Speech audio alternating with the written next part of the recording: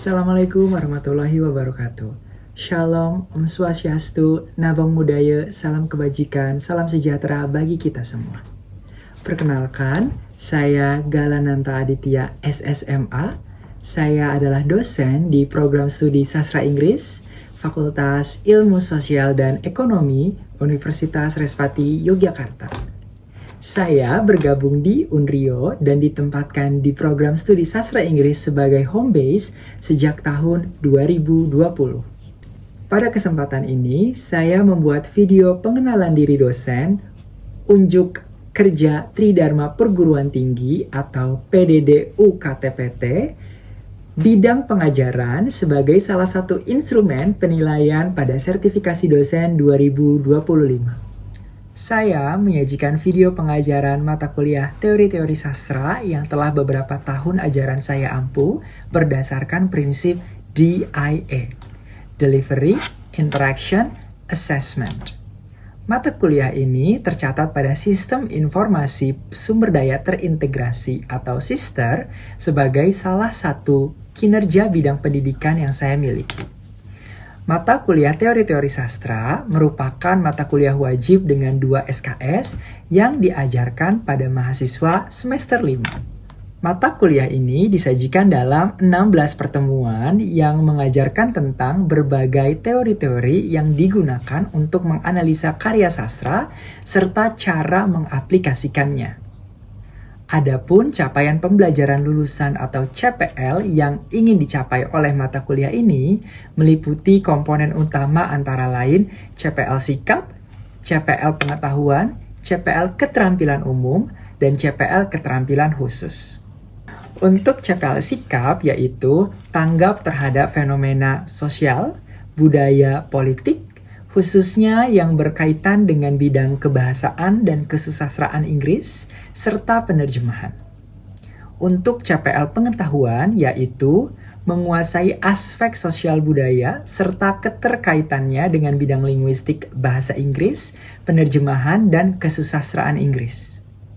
Untuk CPL keterampilan umum, yaitu mampu mengkaji implikasi pengembangan atau implementasi keilmu pengetahuan dan teknologi yang memperhatikan dan menerapkan nilai humaniora dalam keahliannya berdasarkan kaidah, tata cara, dan etika ilmiah dalam rangka menghasilkan solusi, sasaran, desain, dan kritik. Untuk CPL keterampilan khusus yaitu mempunyai keterampilan komunikasi atau menyampaikan ide pikiran secara logis maupun kreatif dengan bahasa Inggris secara lisan maupun tulisan dalam konteks lintas budaya sekurang-kurangnya 2 budaya yang berbeda. Keempat CPL ini kemudian dikemas dalam 4 capaian pembelajaran mata kuliah atau CPMK yang lebih spesifik, yaitu yang pertama, mampu memahami terminologi masing-masing teori yang digunakan dalam meneliti karya sastra. Kedua, mampu mengetahui tokoh-tokoh yang mencetuskan teori-teori sastra. Ketiga, mampu menyesuaikan teori yang akan diteliti dengan teori yang akan digunakan. 4, mampu mendesain kritik sastra. Kemudian, untuk referensi yang digunakan dalam mata kuliah ini antara lain, yang pertama, Critical Theory Today, karya Louis Tyson. Yang kedua, Creating Literary Analysis, karya Ryan Kondo dan John Pennington. Yang ketiga, Revolusi Sastra di Era Digital, Perspektif Teoritis dan Historis, karya Ida Rohani Adi. Materi pembelajaran dan metode perkuliahan dalam mata kuliah teori-teori sastra dilaksanakan dalam 16 pertemuan, di mana 14 pertemuan adalah menyampaikan materi dan 2 pertemuan lainnya diagendakan untuk ujian tengah semester dan ujian akhir semester. Adapun masing-masing pertemuan tatap muka akan membahas teori-teori berikut. Pada pertemuan pertama akan membahas Types of Literary Theories. Pertemuan kedua, New Criticism. Pertemuan ketiga, Reader Response Theory. Pertemuan keempat, Psychoanalysis. Pertemuan kelima, Structuralism dan Representation. Pertemuan keenam, Genetic Structuralism. Pertemuan ketujuh, Marxism. Pertemuan ke-8, ujian tengah semester. Pertemuan ke-9, Feminism dan Post-Feminism. Pertemuan ke-10 Queer Theory. Pertemuan ke-11 Post-Structuralism. Pertemuan ke-12 Historicism dan New Historicism. Pertemuan ke-13 Modernism dan Postmodernism. Pertemuan ke-14 Postkolonialism. Pertemuan ke-15 Ekokritisism. Dan terakhir pertemuan ke-16 ujian akhir semester. Selanjutnya adalah komponen interaksi. Dalam komponen ini saya menitik beratkan pada peran dosen dan mahasiswa yang saling berinteraksi dalam diskusi satu sama lain dalam kelas tatap muka. Antar mahasiswa juga saling berinteraksi di mana mereka harus berkolaborasi dalam menyusun desain kritik sastra yang kemudian dikonsultasikan kepada dosen. Selanjutnya, dosen dan mahasiswa menjadi teamwork yang kompeten untuk bisa menyimpulkan desain kritik sastra yang sedang mereka rancang. Berikutnya, saya jelaskan komponen assessment atau penilaian mahasiswa yang dinilai dari 5 komponen utama, antara lain yang pertama, kehadiran dan partisipasi dengan bobot 10%. 2. Kuis di akhir setiap pertemuan dengan bobot 20%. 3. Tugas kelompok dengan bobot 20%. 4. Ujian tengah semester dengan bobot 25%. Dan kelima, ujian akhir semester dengan bobot 25%. Berikutnya saya akan menyajikan video pembelajaran tatap muka di kelas pada salah satu pertemuan mata kuliah teori-teori sastra. Atau worldview yang berbeda dari satu masyarakat tetapi pada waktu atau era yang berbeda. Di masyarakat yang sama eranya berbeda saja sudah berbeda gitu ya pandangan dunianya, apalagi di budaya yang berbeda-beda pasti juga akan berbeda. Kalau orang Amerika misalkan atau orang Eropa biasanya mereka ketika musim panas itu libur panjang 2 bulan, 3 bulan keliling Asia misalkan. Kalau di Indonesia kan tidak seperti itu ya. Kalau libur ya anak sekolah di rumah aja misalkan, atau ke rumah nenek di kampung misalkan. Karena cara hidupnya, pandangan hidupnya berbeda. Kalau orang sana misalkan melihat kita tuh harus memperluas horizon misalkan, memperbanyak pengalaman. Kalau di kita mungkin lebih senang beli barang misalkan ketika punya uang daripada beli tiket untuk traveling misalkan. Nah, itu juga merupakan salah satu pandangan dunia yang berbeda. Ya, pandangan dunia yang pasti juga banyak lainnya. Kemudian ada namanya structuralization. Kemudian ada yang namanya structuration atau strukturasi, di mana dalam suatu karya sastra itu sebenarnya ada struktur masyarakat, struktur misalkan setting sebuah karya sastra itu di sekolah, berarti ada struktur antara murid dengan gurunya misalkan. Kalau satu karya sastra temanya tentang agama, berarti akan ada struktur umat dengan pemuka agama misalkan. Nah, itu merupakan strukturasi yang mana ini tiap setting juga pasti akan berbeda-beda. Kalau settingnya di Indonesia, ya nanti akan ada presiden. Kalau settingnya di Singapura atau Australia, nanti adanya Perdana Menteri. Kalau di Indonesia settingnya zaman Majapahit, ya adanya nanti raja, bukan presiden. Jadi itu adalah struktur-struktur. Kalau settingnya tentang kerajaan, ya nanti adanya raja, patih, misalkan, dan cucuk-cucuknya misalkan. Kalau settingnya tentang istana presiden, ya nanti akan ada presiden dan menteri-menteri. Ini juga pasti berbeda-beda.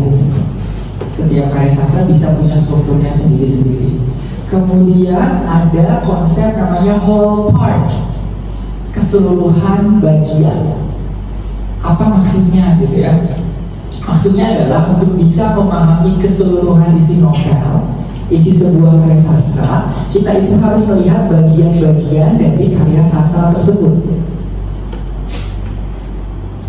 Can I be understood? Am I understood? Bisa dipahami? Jadi untuk bisa melihat makna dari sebuah karya sastra itu kita harus lihat bagian-bagiannya. Jadi kita tidak bisa curang, saya mau memaknai satu karya seperti ini, maka ada bagian-bagian yang saya tidak masukkan ke dalam analisa. Saya tidak bisa terbang pilih seperti itu. We have to be honest. Salah satu wujudnya kalau kita tidak bisa menjelaskan itu, misalkan penjelasan itu jadi loncat. Misalkan loncat itu dari kecewa kemudian jadi sedih misalkan. Loncatnya apa yang diloncati? Marah misalkan. Ya itu harus dijelaskan gitu ya. Ada nggak sih marah dalam kutipan karya sastranya? Jadi harus runut juga. Makanya di situ ketika kita memahami sesuatu kan ada prosesnya ya. Kan nggak tiba-tiba turun hujan. Dari panas dulu, jadi uap air, ditarik jadi awan. Setelah awannya padat baru turun hujan. Nah, begitu juga dengan proses penjelasan dari analisa kita. Tidak bisa hanya setengah-setengah. Kemudian kita jelaskan satu persatu dari 6 konsep tadi. Yang pertama itu human facts, di mana sastra itu merupakan produk dari fakta kemanusiaan yang sosial. Fakta kemanusiaan yang sosial, karena manusia adalah makhluk sosial. Sosialnya itu bukan berarti harus bersosialisasi ya. Kalau introvert ya nggak apa-apa, silahkan. Tapi walaupun manusia yang introvert, dia tetap merupakan bagian dari masyarakat. Misalkan kalau dalam sebuah karya sastra, tokoh utamanya itu misalkan agent FBI-nya misalkan, atau bodyguard-nya. Padahal kalau dalam kehidupan nyata kan tokoh utama misalkan presiden. Bodyguard, menteri atau FBI kan bekerja untuk menjaga, membantu presiden. Tapi dalam sastra bisa saja fokus atau karakter utamanya adalah si agent FBI misalkan. Jadi tidak strukturnya bisa sama, tetapi penitik beratannya bisa berbeda. A meaning deriving from an author's goal. Jadi ketika menciptakan karya sastra, penulis itu tidak seperti orang mancing, lempar jala, berapa aja ikan yang ketangkep, alhamdulillah. Gak dapat ya dilempar lagi misalnya. Tidak. Tapi ketika penulis kan sudah punya ide, sebenarnya sudah punya kerangka yang nantinya dituangkan dalam bentuk tulisan. Jadi tidak seperti orang anak TK misalkan yang menggambar coret-coretan jadi sarang laba-laba bentuknya, misalkan bentuk akhirnya. Pasti ada ide, ada kerangka, ada konsep yang menjadi tujuan dalam penciptaan karyanya. Misalkan Iwan Fals menciptakan lagu Bento untuk menyindir pemerintah misalkan. Kan itu tujuannya ya, untuk menyindir. Ada lagu cinta diciptakan untuk merayu misalkan. Itu tujuan. Jadi setiap karya itu diciptakan punya tujuan. Nah, tujuan ini itu determined by the historical, social, and cultural situation of the society in which the author lives. Jadi tujuan itu ditentukan oleh situasi sejarah, sosial, dan budaya di mana si penulis tersebut tumbuh dan hidup. Karena kita tinggalnya di Indonesia, misalkan, ketika menciptakan karya sastra, nanti ada satu adegan, satu scene, satu plot misalkan yang terjadi di Gardu Ronda misalkan.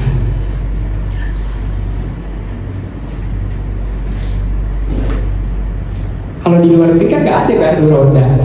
Orang-orang bayar security kan. Gak ada bapak-bapaknya keliling malam-malam misalnya. Udah pada sibuk, udah pada capek bekerja misalnya. Jadi tujuan ini ditentukan oleh situasi sejarah, sosial, dan budaya di mana si penulis tersebut tumbuh. Yang kedua adalah collective subject, di mana penulis itu tidak menyendiri. Walaupun dianya introvert misalkan, tapi tetap dia merupakan bagian dari masyarakat. Independent individuals who are a part of society representing their social group. Penulis tersebut, kalau kita menggunakan teori genetik strukturalisme, harus kita runut. Dia itu dari latar belakang yang seperti apa? Apakah dari orang berada? Apakah dari bangsawan?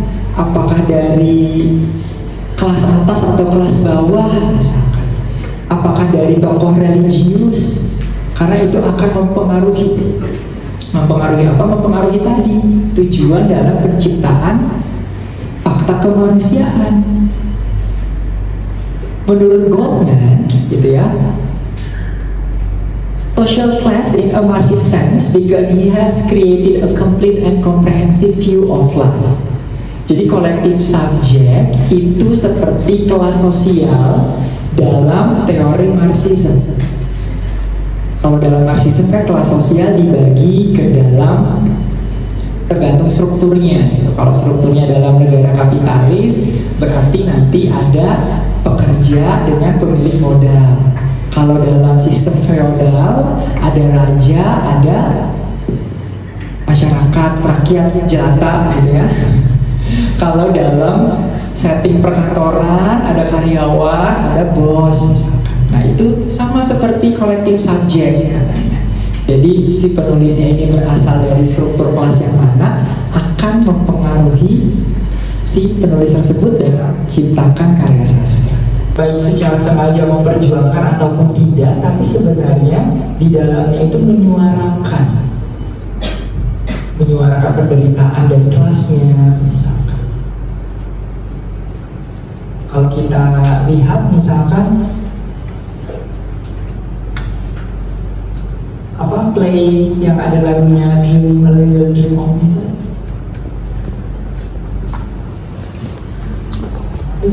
tentang revolusi Prancis.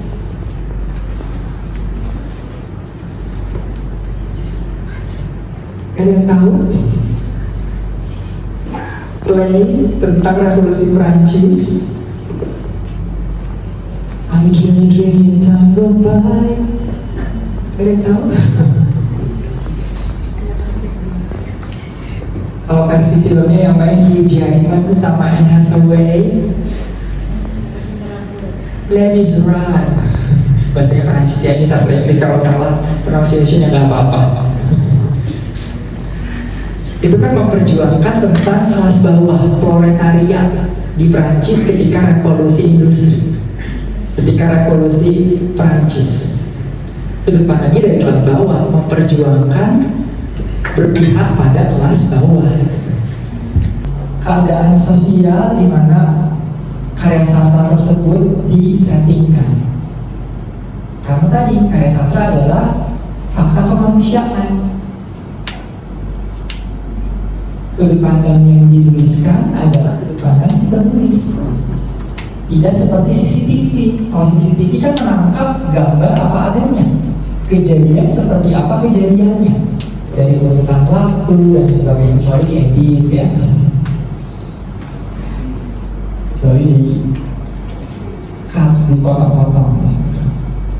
Jadi karya sastra itu tidak seperti CCTV, walaupun dia merupakan sebuah fakta tapi kemanusiaan. Ada sudut pandang siapa ya. Makanya kalau sekarang autobiografi itu tidak bisa lagi dianggap sebagai non-fiksi. Kalau autobiografi kan ditulis oleh si penulisnya langsung. Kira-kira apakah sudi si penulis tersebut menceritakan kejelekannya? Kan tidak ya, pasti maunya ditulisnya yang baik-baiknya gitu.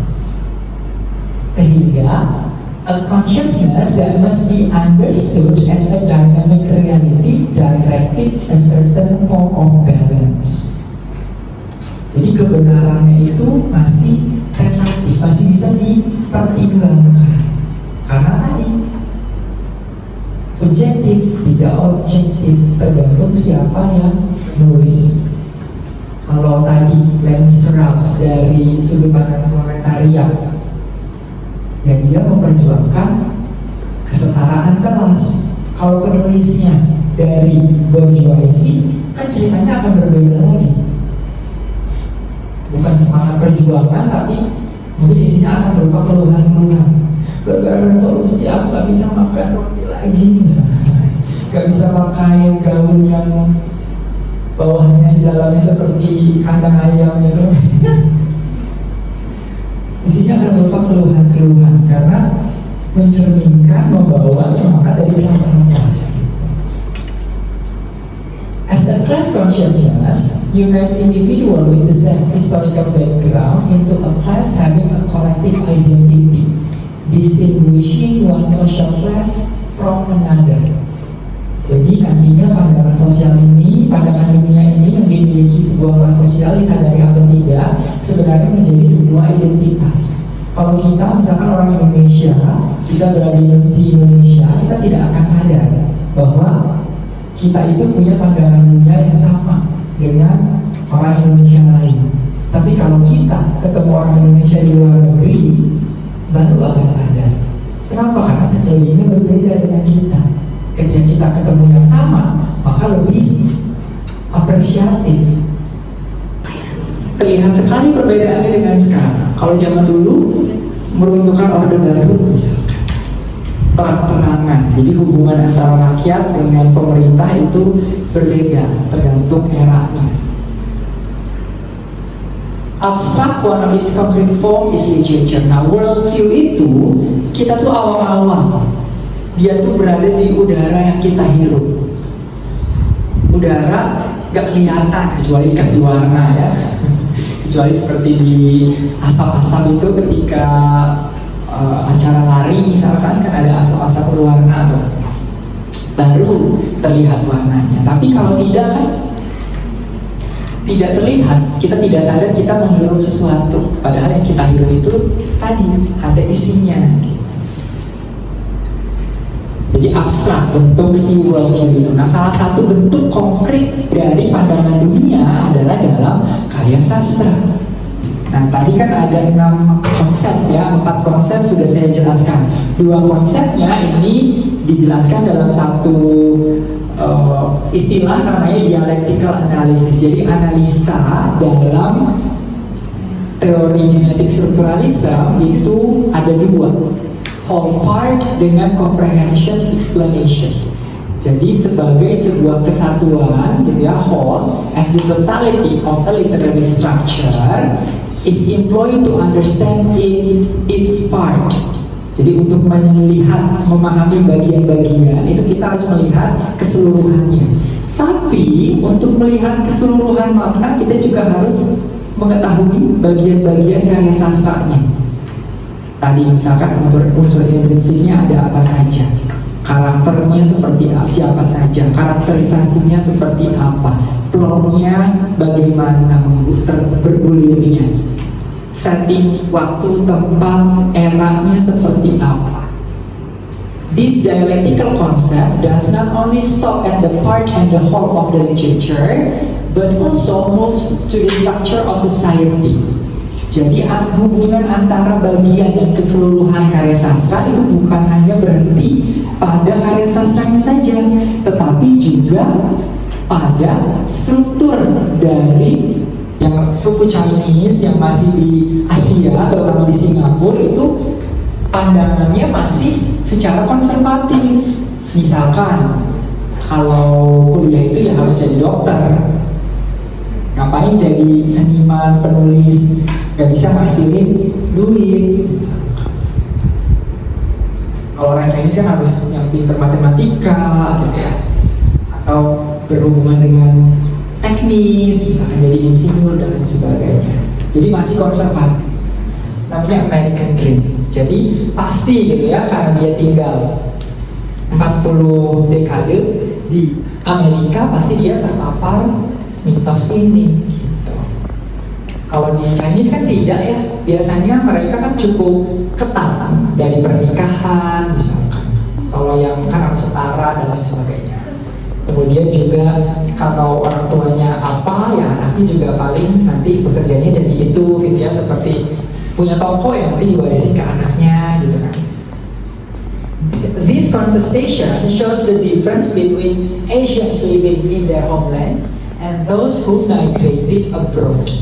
Jadi dari hasil penelitiannya nanti saya menemukan bahwa ada perbedaan antara orang Asia yang tetap tinggal di Asia dengan orang Asia atau Chinese etnis Tionghoa yang tinggal di Amerika. Salah satunya tertuang dalam trilogi ini. Jadi unsur intrinsik yang saya teliti dalam karyanya ini adalah karakter minor characters. Jadi bukan karakter utama justru yang saya teliti. Saya mau tanya, Sir. Saya berencana menggunakan teori Marxis buat skripsi saya nanti. Dari yang sudah saya dengerin dari Sir, sepemahaman saya, istilah worldview dari yang Sir Galan jelasin tadi terkesan mirip ideologi. Benar nggak, Sir? Nah, ya, kalau benar, gimana cara bedain worldview sama Marxisnya itu tadi, Sir? Ideologinya tadi. Oke, terima kasih pertanyaannya Mbak Ingrid. Sebenarnya muncul juga di awal itu di mana worldview ini mirip seperti ideologi gitu. Tapi kalau ideologi, bedanya dengan worldview, ideologi itu biasanya berasal dari sosioekonomi. Jadi ada hubungannya dengan politik biasanya. Jadi kalau ideologi itu lebih kolektif lagi. Tadi worldview kan kolektif juga ya, berdasarkan social class. Tapi kalau ideologi itu biasanya lebih kolektif lagi, misalkan berdasarkan suatu negara misalkan. Jadi kalau worldview itu juga bedanya, dia kalau worldview lebih ke individu.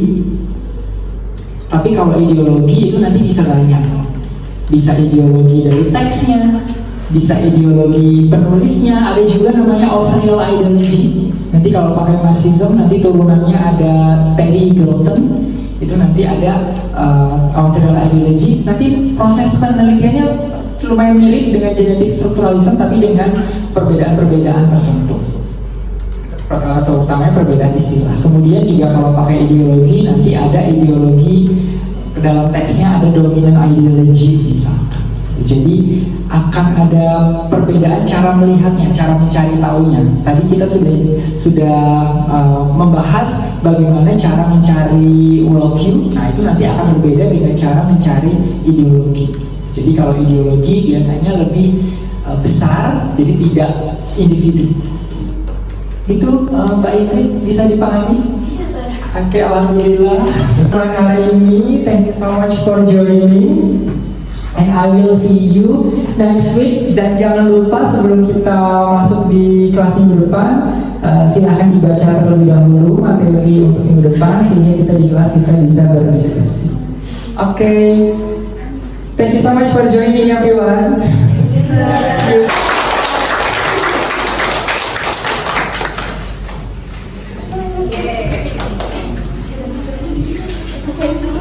Demikian tadi penyajian dari pernyataan diri dosen pada unjuk kerja Tridharma PDD UKTPT bidang pengajaran, baik pengantar penjelasan mata kuliah berdasarkan prinsip DIE dan video pembelajaran tatap muka perkuliahan. Dari banyak kata yang telah terucap dan dari banyak hal yang telah kita simak bersama-sama, semoga apa yang telah saya sampaikan sekiranya menjadi manfaat bagi kita semua. Burung dara burung cendrawasih bisa dilihat di tanah Papua. Cukup sekian dan terima kasih. Semoga bermanfaat untuk semua. Terima kasih.